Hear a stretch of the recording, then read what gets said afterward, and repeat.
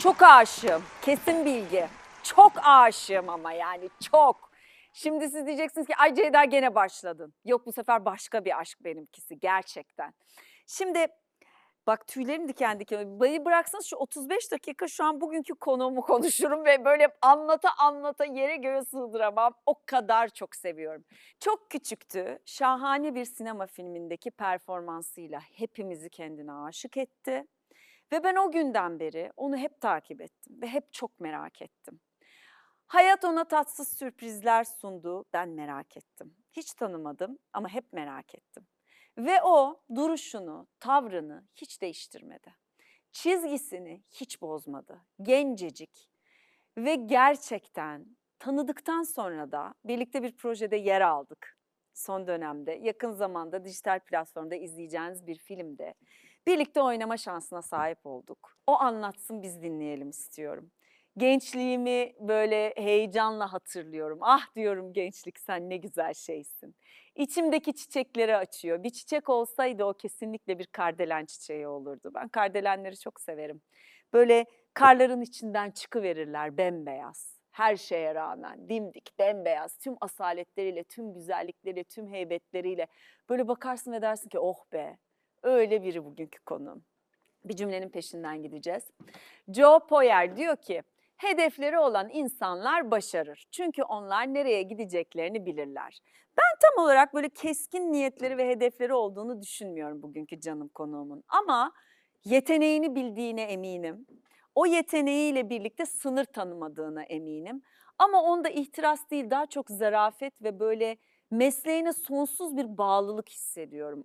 Çok disiplinli, sonsuz çalışıyor yani. Hiç ah demiyor, of demiyor ve çok ekipçi. Herkes mi bayılır bir insana? Herkes bayılır. Zaten konu canım Helin Kandemir'se ona hepimiz bayılırız.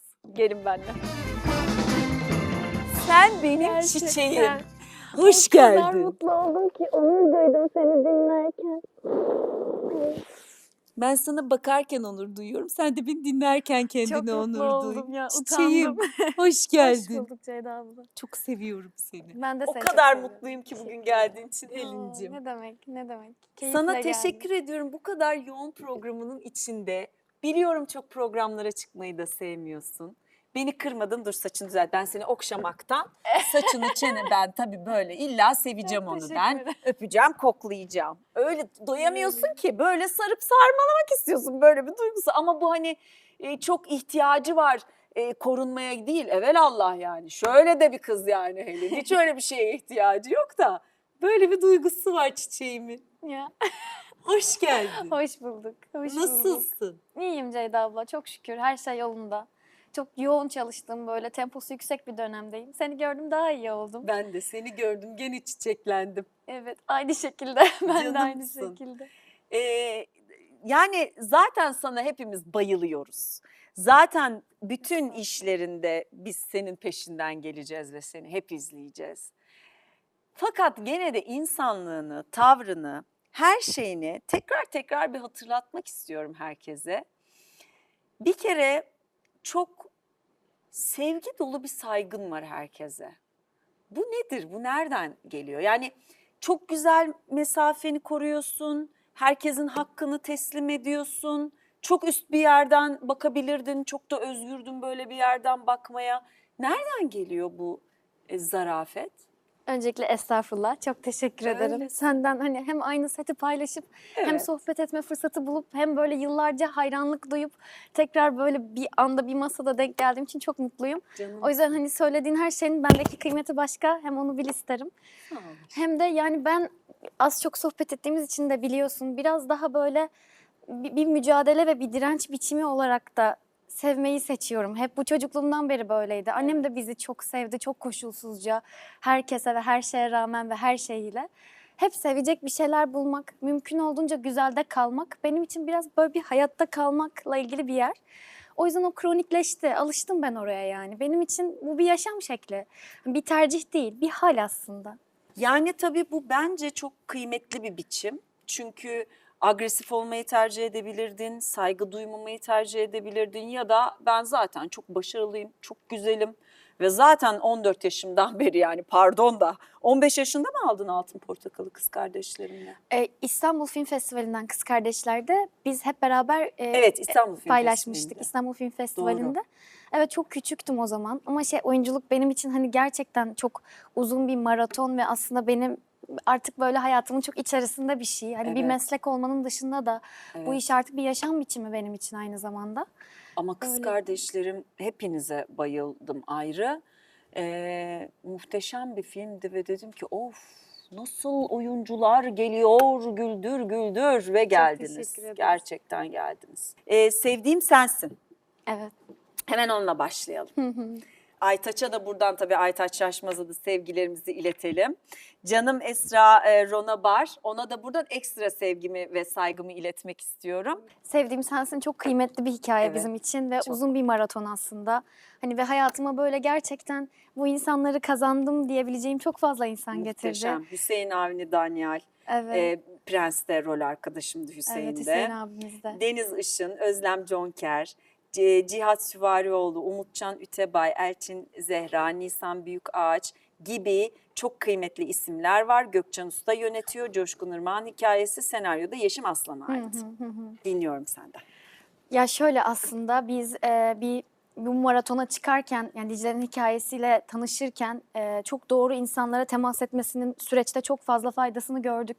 Başta keza Gökçen Hoca, Dicle'nin asıl mücadelesini, yani hayatta bir varlık göstermekle ilgili olan kuvvetli ihtiyacını, yaşadığı coğrafyanın onu sürüklediği yerleri çok güzel ve çok kıymetli bir yerden okuyup hem Helen'e hem Dicle'ye bu süreçte çok güzel bir yol arkadaşlığı etti. Başta böylesi bir hikaye bir kadın yönetmenin gözünden okunduğu için de kendimi çok şanslı hissediyorum. Çünkü düşebileceğimiz çok çukur da olabilirdi. Ama hiçbir zaman hikayenin asıl bahsetmek istediği yer kaybolup gitmedi 2,5 saatlik bir ana akım işinin içerisinde.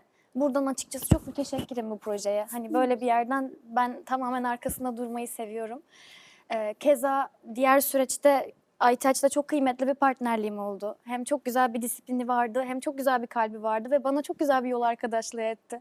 Bu yüzden bu da yine hani hikayenin içerisinde bulup kazandığımı, artık cebimde olduğunu bildiğim güzel dostluklarımdan biri oldu benim için. Harika. Sonra Esra abla arkasında, Evet. Deniz, beraber göz göze çalıştığım bütün insanların da hemen hemen sette aynı hassasiyeti taşıdığını görmek, bu çok biricik bir şey Ceyda abla. Evet, Çünkü çok, biz çok kıymetli. çok büyük bir sektörün içerisinde bir sürü insanın yaşadığı bir şehirde bir şekilde birbirimize denk geliyoruz. Bunu böyle bu tesadüfte bir güzellik olduğuna inanmayı Bir seçiyorum. de şehir dışı işi.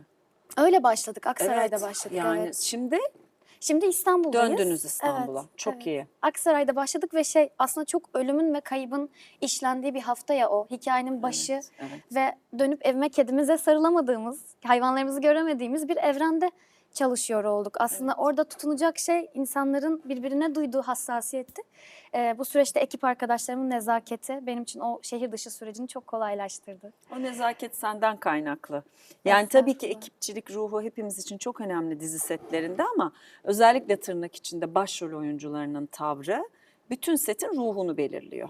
Yani dolayısıyla sizlerin tavrı, ki Aytaç'ın da enerjisi senin enerjine yakın bir enerji. Çok sevecen, çok kapsayıcı, çok saygılı. Öyle Evet. hani ast üst ilişkisini doğru kurgulayan, kendi konumunu da güzel bir şekilde muhafaza eden çok yetenekli bir rol arkadaşın var. O anlamda ikinizin olduğu bir sette zaten Esra'nın ve Hüseyin'in de devamında geldiği bir oyuncu kadrosunda çok böyle hissediyorum, yani sıcacık, birbiriyle insani ilişkiler kurmuş. Hani yorulsa bile birbirine sırtını sıvazlayıp hadi ya Evet. hallederiz bu işi. Üşüyorsa birbirine sarılıp ısıtan bir ekip hissedebiliyorum uzaktan da olsa.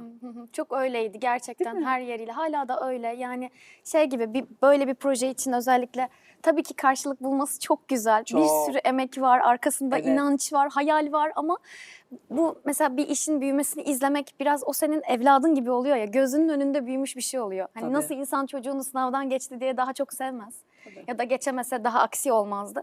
Sevdiğim Sensin'e duyulan inançtan birinci bölümle bugün arasında hiçbir şey değişmedi. Bence en kıymetlisi bu. Yani Çok. biz işimiz karşılığını bulabiliyor diye onu daha çok da sevmedik. Zaten çok seviyorduk, hala çok seviyoruz. Aşkım. Sadece sabah sete gittiğimizde daha gülümseyen, bir ekip görmek ya da ne bileyim sabah girdiğimde bazen şey diyorum. Ya sizin diziniz çok iyi reyting alıyor galiba. Ekibe öyle diyorum.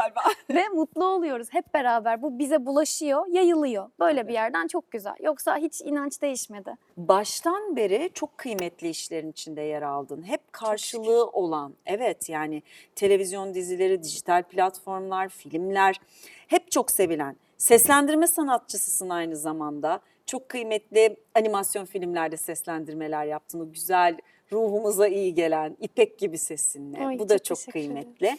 Ama şimdi ödüller, adaylıklar bitmiyor. Yani Uluslararası İstanbul Film Festivali en iyi kadın oyuncu, Uluslararası Frankfurt Türk Filmleri Festivali en iyi kadın oyuncu, Kariyer Teknoloji Ödülleri'nde yılın çıkış yapan kadın oyuncusu, yılın en iyi yardımcı kadın oyuncusu, Sadri Alışık tiyatro oyunu ve sinema oyuncu ödüllerinde en başarılı yardımcı kadın oyuncu Balina oyunuyla, bunu ayrıca konuşacağız.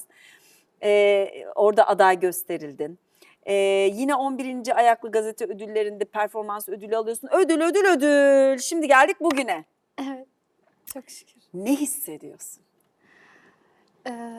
Yani çok fazla şey hissediyorum her konuyla ilgili. Başından beri bu çok müteşekkirim. Görülmek dünyanın en güzel şeyi. Hep mi? söylüyorum bunu. Evet. Yani insanın kendiyle ilgili, kendi varlığıyla, bedeniyle, duygularıyla yaptığı bir işin birilerinde bir karşılığı olduğunu bilmesi hem seni daha fazlasıyla ilgili motive ediyor hem de bir yarayı sarıyor ya Ceyda abla. Doğru bir yerde söylüyorsun. yarım kalmış yani bir yeri tedavi ediyor orası. Çok güzel bir şey. Bu kadar kalbimin içinden, bu kadar kendi deneyimlerimden, yolculuğumdan bir ham madde olarak yaptığım bir işin birilerinde ya bu değerli olarak karşılık bulması çok güzel bir şey. Dahası için motive ediyor ama fazlasını da duymuyorum. Yani orada kuvvetli bir filtrem de var benim. Ha, var mı? Tabii ki fazlasını duymamaya. Çünkü Nasıl? görülmenin çok güzel tarafı var.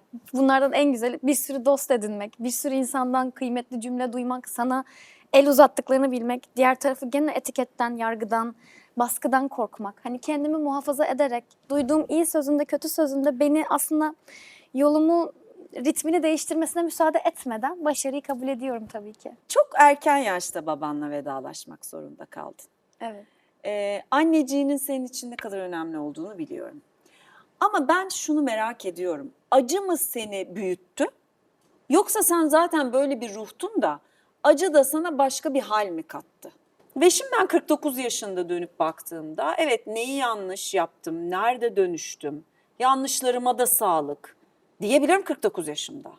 Ama ben seni biliyorum, sen 21 yaşında bunu diyordun. Biz seninle dertleştiğimizde Ceyda abla bunu böyle yapıyorum, biliyorum yanlış ama ben bunu yapmak istiyorum ve bunun böyle olmasını istiyorum. Ben bunun arkasındayım. Ben bunu 45 yaşında söyledim Helen. Ve ben sana böyle bir daha aşık oldum, bir daha aşık oldum, bir daha aşık oldum dedim ki bu bir ruh yani. Bu çok özel bir ruh. Bu nasıl oluştu? Bana bunun sırrını söyler misin? Şöyle aslında hepimizin kayıplarla mücadele etme biçimleri de farklı ya. Yani Evet. o bir yara ve bana yazılmış bir şey o. Tamam. Benim başıma gelecek olan bir şey. Bugün dünyanın her yerinde bir sürü insanın mücadele ettiği bir şeydir. Kayıp yaşamak ve yas tutmak aslında Evet. ve bunun bin biçimi var. Ben bence doğru bir biçimini buldum Ceyda abla. Kaç Oyunculuk yaşındaydın yapmak. baban vefat etti? 18. 18. 18'im. Oyuncuydun zaten. Oyunculuk yapıyordum. Yani benim hayatımda bir şeydi oyunculuk ama oyunculuk yapma biçimimi dahi değiştirdi. Çünkü bir kayıp yaşamak şöyle bir şey ya. İnsanda bir boşluk oluyor. Kocaman bir boşluk ve sen diyorsun ki ben şimdi bu boşlukla nasıl yaşarım ya? Kocaman bir kapkaranlık bir şey gibi. Sonra artık hayat bir süre sonra şuna götürüyor. O boşluk var ve çok güzel. Yani öyle olduğu için de çok güzel. Sağına soluna çiçek çizdim ben onun. Onu biraz değiştirdim. Yani o benim artık vücudumdaki bir ben gibi. Hani bana ait bir şey, dair bir şey yani. Başka olsaydı belki hayat bambaşka bir yere götürürdü. Ama böyle oldu. Önemli değil. Yani tamamen başka bir tekamüle geçiyorsun yani. Hayat sana onu kabul etmeyi, durumun bu olduğunu ve böyle de yola devam edebileceğini bir kere daha gösteriyor. Benim için baş etme biçimimi doğru bulmakta herhalde. Çok zor bir dönemdi ama çok savrulmadım. Yani min hasarla çıktığımı hissettiğim bir yer orası. Kendimi savurdum sadece yani öyle hayatta kendimi dağıtmadım bir şekilde. Dağıtmadım Evet, gerçekten. bir şekilde dağıtmadım. Bu Hiç. tesadüf bu arada. Biraz da böyle oldu. Yani aksi de olabilirdi. Çizginin bu kadar düzgün olmasını tesadüf diye mi nitelendiriyorsun gerçekten? Çünkü koşullara baktığım zaman çizginin çok kolay kayabileceğini okuyabiliyorum. Yani başka bir tercih yapabilirdim. Bir şekilde kalbim ona müsaade etmedi. Bir de Ceyda abla benim kendimde en helin bulduğum özelliğim neşem. Yani benim müthiş bir baş etme, benim hep ışıklarım yanar. Yani yanmıyorsa bile kesin bir gün yanacağını bilirim. Yani hiç umudum gitmedi. Ya o böyle o kadar karanlıktı ki yine de şey diyordum yani ışık burada ya bir yerde sadece şimdi göremiyorum. Hani o tamamen bitti eşiği benim kafamın içerisinde hiç gelmiyor. Çünkü biz çocukken düşerdik mesela annem derdi ki ya ne güzel atladınız. Hani hiç düştünüz. Şimdi işte kötü durumdasınız falan. Hiç öyle bir yetiştirilme tarzımız olmadı. Biz hep iyiye, hep güzele, hep bir şeylerin daha iyi olabileceğine inandık bir şekilde. Annen ne yüce bir kadın ya. Öyledir. Ne yapıyor Kıymetli şimdi? biri. İyi. Benle o mi şey- yaşıttı annen? Kaçtı? Benden Annem küçüktü. 76'lı. Ha, bir yaş büyüktü benden, tamam. Evet. Söylemiştin bunu, daha da sarıp sarmalayasım gelmişti. Evet. Annen 76. çok özel bir kadın. Ne yapıyor şimdi? Şimdi onun artık başka bir hayatı var ve ben bir şekilde onun yetiştirdiği ve artık hayatta da kazandırabildiği kız evladıyım. Bir kız kardeşim daha var. Arkamızdan bambaşka biri geliyor. Ya Aşkım. biz böyle çok şey bir aile olduk kendi aramızda. Biz üçümüz dünya başka bir yerde olduk yani. Birbirimizin elini tuttuk. Şimdi arkamdan gelen kız kardeşime iyi bir kadın örneği olmak için de mücadele ediyorum. Çünkü annem de bana bunu yaptı. Senin mücadele etmene gerek yok. Teşekkür Sen hiç ederim. sen öylece yaşamaya devam et. Sen olduğun gibi o kadar kıymetli bir örneksin ki bana, bize, hepimize, görebilene, gören göze. Kardeşin ne düşünüyor? Kız kardeşim benden çok farklı bir baş etme şekli geliştirdi. Mesela Zeynep çok mesafeli bir kızdır. Hani Ha. ben biriyle tanıştığım zaman sevmeye teşne gelirim. %100'ümle gelirim. Ben kılıklı. Ben de öyleyim. Ay aynıyız. Gördüğüm an mesela hiç güven problemi diye bir şey dünyamda Ben yoktur. de. Ben görürüm ve güvenirim. Aynen. Ya o yüzden hikayeler hep hayal kırıklığı ekseninde döndü benim Tamam. için. Zeynep ise gördüğüne göre güvenir. O da onu öğrendi annemden. Tamam. İkimiz başka mücadele ettik ama ikimiz de biricik olduk. Zeynep benim için her zaman benim tamamlayıcımdır yani. Tabii. Onun böyle kocaman bir kadına dönüşmesini böyle gururlu bir anne gibi izliyorum arkadan, bir abla olmanın da dışında yani. Öyle, o başka bir şey oldu benden. Peki annen mutlu mu? Mutlu bence. Sadece bence. Yani bilemiyoruz ki dünyasında neler dönüyor. Hani mahremiyetini de bölmek istemem istemeden. Bilemiyorum. Artık hayat bizi başka yerlere götürdü annemle. Çünkü ben kendi evimde, yeni bir yaşamda, o kendi evinde yepyeni bir yaşamın içerisinde şu anda. Güzel bir evliliği var. Oh, Başka şükür. bir evrende. Daim olsun. Evet, mutlu olduğunu görmek benim için yeterli. Daha fazlası değil. Ben bilirim ki onun telefonu bana açıktır. Keza aynı şekilde de. Yan yanayız ama sadece resmen değiliz yani. Artık ama büyüdün ve bir hayatın var ve zaten annenle ilgili bilmen gereken ve bence de yani ben böyle düşünüyorum. Birini seviyorsan aynı yerde olmak zorunda değilsin ki. Mutluysa sen mutlusun ve telefon ettiğinde telefonun ucunda olduğunu biliyorsan, gel dediğinde koşarak geleceğini biliyorsan, gel dediğinde sen koşarak gidiyorsan bence çok kıymetli. Yetti. Bu yeter sanki. Evet, yetti. Peki şimdi sektörün içinde büyüyorsun. Hırpalandın mı? Kırıldın mı? Üzüldün mü? Çünkü ne olursa olsun gözümüzün önünde büyüdün gerçekten. Şimdi Kız Kardeşler filmindeki o hallerini düşünüyorum. Bir de bu haline bakıyorum. Evet. İlk okuma provasında ben çok şaşırmıştım geldiğinde. Biz tabii sevgili Özcan Deniz'in yazıp yönettiği şahane bir filmde birlikte oynadık Helin'cimle. Ve ben Helin var diye çok heyecanlıyım. Zaten diğer oyuncu kadrosuna da aşırı heyecanlıyım da. Ama böyle Helin'i ekstra bir bekliyorum yani. Hayranım ya çünkü ona. Ve geldiğinde böyle oldum. Aa, Helin mi bu ya? Nasıl Helin? Aa, bu bayağı Büyümüş. büyümüş bu ya, neler olmuş diye. Sen kendini nasıl hissediyorsun bu süreçte? Yani çok sektörde büyümüş olmak bana çok fazla yeni kapı açtı. Bunlardan Evet. hani şimdi sevdiğim sahnesinde mesela ekip arkadaşlarımla çalışıyorum. En son işte 12 yaşındaymışım biz beraber çalıştığımız zaman. Ne diyorsun? Ve bu böyle çok tuhaf, büyülü bir tesadüf oluyor bizim Evet. için. Yani tekrar yan yana olmak, ben bir sürü şey öğrenmiş oluyorum, yeni deneyimler. Onlar yuva kurmuş oluyor, başka bir yere gitmiş oluyor. Hayat böyle değişiyor ve ona tanık kalıyoruz ya.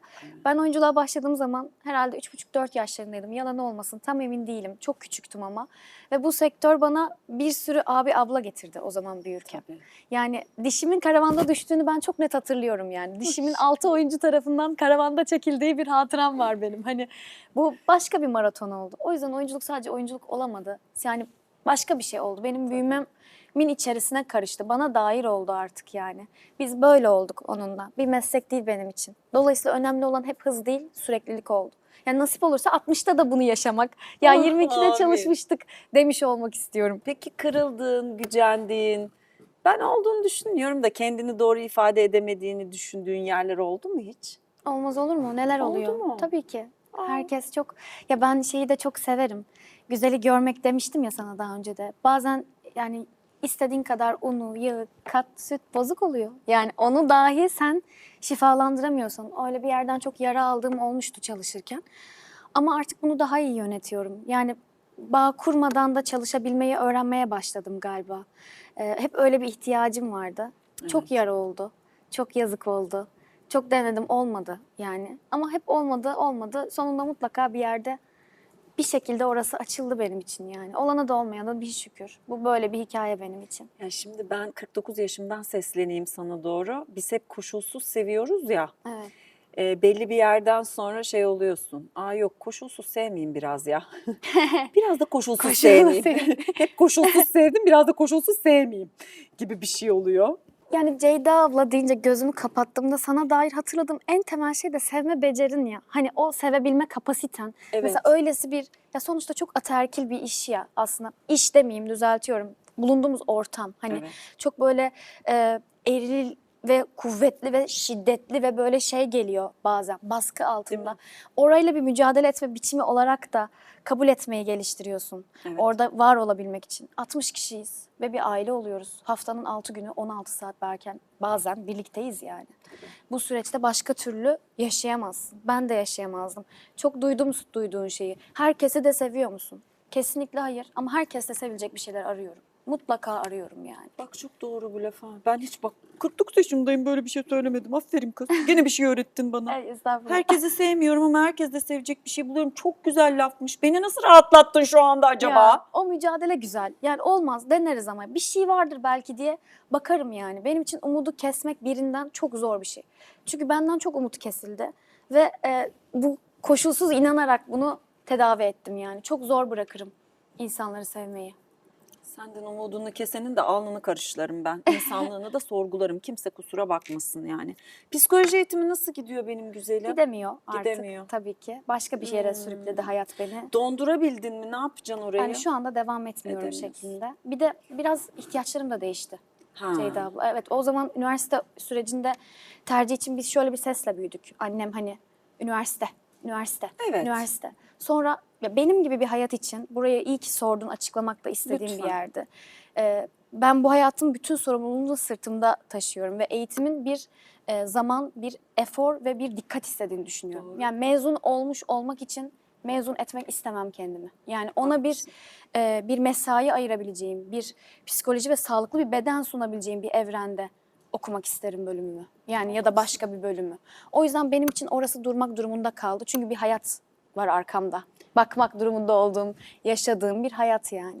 Doğru söylüyorsun. Bir de kariyerin çok iyi gidiyor şu anda. Yani ben de şunu düşünüyorum. Senin sorumluluğunda, senin vizyonunda, senin ahlakında, senin disiplininde bir kadın bir süre sonra da okuyabilir ya da belki de hayat okulu öyle şahane okuttu ki sana. Çünkü hayat okulu bence çok kıymetli. Sadece şey ya Ceyda abla, okumadım ama okumuyorum gibi bir şey yok. Okumadım ama piyano çaldım çok uzun süre. Hani başka şeyler okudum, dile yoğunlaştım. Yani bak, efektif şekilde kendimi Evet. doldurmaya çalışıyorum ama tempomu da ayarlayacak şekilde. Evet. Çünkü ben bu bedeni çalıştırıyorum da haftanın 6 günü. Hani onu verimli kullanmam lazım ki 30'da da başka bir şey üretebiliyor olsun. Doğru. Bir de senin Tükenmemek şimdi yani. yabancı dil bilmen lazım çünkü kesin yurt dışına açılacaksın. İnşallah. Öyle kesin. Buraya yazdım ben bunları. Biz biliyoruz yani Hayırlısı neler ya, ben- yaşayacağını. Bir yandan burada üretmeyi de çok seviyorum yani. Burada varlık göstermeyi. Hani burayı temsilen yurt dışı olur benim hayatımda. Ben Tabii ki. bu ülkede böyle bu ülkede verimli şeyler yapmayı burasına bir vefa gibi hissediyorum artık çalışırken. Öyle hissediyorum yani burada doğup büyümüş olmaktan. Hani burayı arkana alarak burayı temsilen yurt dışı olur. Hiç böyle hayatımda yurt dışında yaşayayım gibi bir hayalim hiç olmadı mesela. Yok, zaten öyle düşünmedim seninle ilgili ama işte yurt dışında bir projede bir Türk oyuncu olarak oynayıp geri Hah, dönmek. öyle bir şey. İşte oynadığın bir işle dijital platformda yurt dışında ödüller almak ve görülmek ve beğenilmek. Ben hep oralarda seni hayal ediyorum açıkçası. Peki tiyatroyu da en son sormak istiyorum. Balina çok güzel bir sinema filmi aslında. Ödüller almış bir film. İzlemiştim, çok sevmiştim. Sen de Balina'nın tiyatro oyununda oynadın. Enis'le beraber Evet, değil mi? evet. Muhteşemdi. Fakat kısa sürdü. Neden? Ve sen tiyatroya çok yakıştın. Gene şahane bir performansta devam edecek misin? Bunu merak ediyorum. Şöyle, Balina benim için hep bir hikaye kafamın içerisinde. Çünkü benim hayatımın çok doğru bir döneminde Of. karşıma çıktı. Evet. Ve böyle bir işte bahsettiğim o yası dönüştürme biçimi olarak ben bir şekilde kendimi sahnede buluverdim. Şahane bir yol arkadaşıydı İbrahim bu süreç içerisinde. Hem Helin'e hem oyunun bütününe İbrahim bence. Çiçek'e buradan İbrahim Çiçek'e sevgiler buradan yollayalım. kocaman Yönetmen, sevgiler. bir tiyatro insanı. Ben de onunla çok çalışmayı hep istiyorum. Şahane bir adam ve yine harikalar yaratmıştı Balina'da. Ve Balina'da biz aslında bir vedayı işliyorduk ve bir veda sahnesiyle ayrılıyorduk sahneden. O vedanın 800 kişide bir karşılığı olduğunu ben canlı kanlı izledim 2 seneye yakın. Yani bir sezon geçirdik, 50 oyun oynadık Balina ile beraber. Bir şekilde bitmek durumunda kaldı bu sezon. Ancak bir şekilde zamanlamalar, hayat, bazı kararlar başka yerlere gitti. Ama benim kalbimde bir yerde o. Zaten vücudumda şuramda Dövme izi var. yaptırdın değil mi Evet, Balina? Enis'le beraber yaptırmıştık o zaman. Böyle bir burada kalsın istedim yani kalbime de yakın bir yerde. O işte renkli yapıldı o dövme mesela. Bir dönüştü benim için yani hikaye. Sahneye getirdi hayatıma. Bundan sonrası için de çok istiyorum. Bana anda kalıp derinleşmeyi öğretti. Çünkü ben kamera oyuncusuydum hep ve kamerada varlık gösterdim. Oyunculuğun kamera ya da tiyatro olarak da ayrılmadığını, biçim değiştirdiğini öğrenmiş oldum sadece. Çok müteşekkirim o hikayeye de aynı şekilde. Tekrar nasip olursa da sahnede olmayı çok istiyorum. Var da öyle hayallerim ama bir dizinin bir temposu başka bir şey üretmeye bazen müsaade etmiyor. Haklısın ama sen doğrusunu bilirsin. Yani bu lafı 21 yaşında genç bir hanımefendiye 49 yaşımda söyleyeceğime asla inanmazdım. Estağfurullah efendim. Ama sana söylemekten gurur duyuyorum. Ben eminim sen hayatının her noktasında ne yapıyorsan doğrusunu bilirsin. Yanlışsa da arkasında durursun ve aslında o yanlışı da bilerek yaparsın. Bir şey öğreteceğinden emin olduğun için. Evet. Ben seni tanıdığım kadarıyla arkandan böyle özetlerdim seni. Oy, çok teşekkür ederim ki çok sohbet fırsatım oldu ya benim için de Evet. hayat deneyimi benden bu kadar kuvvetle dünyayı böyle hala ve hala inatla sevgiyle algılayan bir arkadaş, bir partner, bir abla kazanmak Evet. öyleydi. Ben Şahane çok bir mutluyum. annesin. Teşekkür ederim. Şahane bir kadınsın ve böyle Canımsın. benim için hani benim kalbimde başka bir yerde olduğunu bilmeni isterim. Bugün programa gelirken de Karşılıklı. çok kulağını çınlatarak geldim yani gerçekten. Karşılıklı aşkım, karşılıklı. Yani bugün çok mutluyum sen olduğun için. Seni izlemeyi çok seviyorum ve çok güzel şeyler olacağını biliyorum. Ve diliyorum hayattaki bütün ilişkilerimiz, bütün sohbetlerimiz, birlikteliklerimiz bu kadar iyi gelsin birbirimize. Çünkü buna çok ihtiyacımız var. İşte gençlerden benim anladığımın özeti sensin Helin'cim. Ay. Çok güzel olacağını biliyorum ama gene de bütün dualarım ve iyi niyetlerim seninle. Defterimi uzatacağım bugüne dair bir şeyler yazman için. Bir de Öyle küçük mi? Evet, buraya bir şey yazarsan çok sevinirim. Tabii ki. Şöylece vereceğim sana. Bir de fotoğrafımızı çekeceğim bugünün anısına. Tamam. Şöyle. Ne yazayım? Ne yazayım diyen ağzından yerim senin.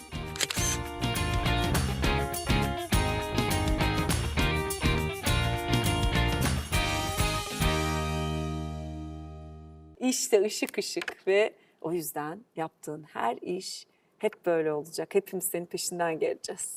Hep beraber güzel güzel yollar yürüyelim. İnşallah. Çok mutluyum tekrar burada olduğum İnşallah. için de. Ben de iyi ki geldin. Bütün ekip arkadaşlarına sevgiler Baş üstüne benden. herkese ileteceğim. Yolunuz açık olsun. Çok teşekkür güzel ederiz. olsun her şey. Enerjiniz daim olsun. Seni de nice güzelliklerde görelim. Ama her zaman böyle bir telefon kadar yakınım, bir nefes kadar yanındayım. Oh, aynı Bunu şekilde. bil. Ay, teşekkür ederim. Bu da böyle duyulsun herkes tarafından. Ne yazsam acaba ya? Bakalım Böyle neler kalbimden yazacak benim geçen bir şey güzelim. yazmak istiyorum. Yaz bakalım. Bir motto gibi mi yazmalıyım? Ne istersen, içinden ne geliyorsa ben onu seslendireceğim yayının sonunda. Güzellikler ağırlamak. Ya işte bakın güzellik bulaşıcı. Şiir yazabilir miyim? Yaz Sevdiğim aşkım, şiiri. yaz. İyilik bulaşıcı, zarafet bulaşıcı, saygı sevgi bulaşıcı. Allah'ım ne kadar tatlı değil mi? Bir başka bambaşka sohbetlerde bir daha birlikte olacağız ama hepimiz şu an Helin etkisindeyiz. Uzun bir sürede kalacağız.